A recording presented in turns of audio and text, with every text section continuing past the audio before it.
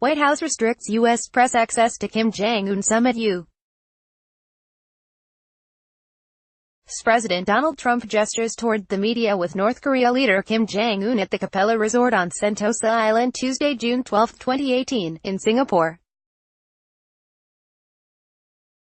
Kevin Lim, The Straits Times via AP, Singapore, AP.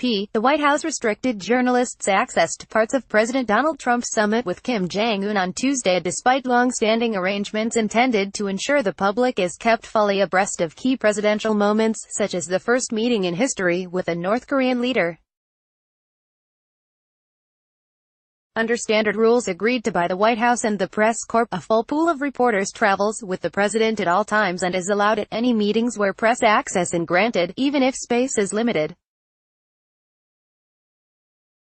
The group includes representatives from various forms of media, such as TV, print and photos, who then pool the information they gather with other news outlets that are unable to be present because of space.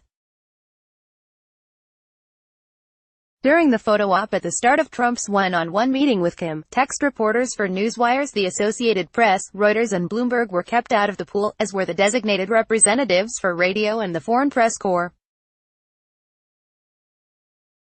Although a television cameraman and sound technician were allowed in, the TV network's editorial representative, responsible for relaying information to colleagues about what occurs or is said during the photo op, was not. Some, but not all, were later allowed in for the photo op of Trump's larger meeting with Kim and aides from both countries. No independent journalists were allowed in for another photo op at the start of a working lunch meeting involving Trump, Kim and top aides. U.S. journalists learned that the lunch was underway only when footage from inside was displayed on a video feed provided by summit host Singapore. AP is troubled by the decision to curb media access at the Singapore summit, said Lauren Easton, AP's Director of Media Relations and a spokeswoman for the news cooperative. It is a disservice to the public, which deserves prompt, accurate and complete reporting on what may be one of the president's most consequential meetings. Margaret Talev, president of the White House Correspondents Association, said objections were repeatedly raised with the White House about restricting access for the Singapore summit. She said the limitations showed in the news coverage, as reporters and news networks struggled at times to figure out exactly what Trump and Kim had said.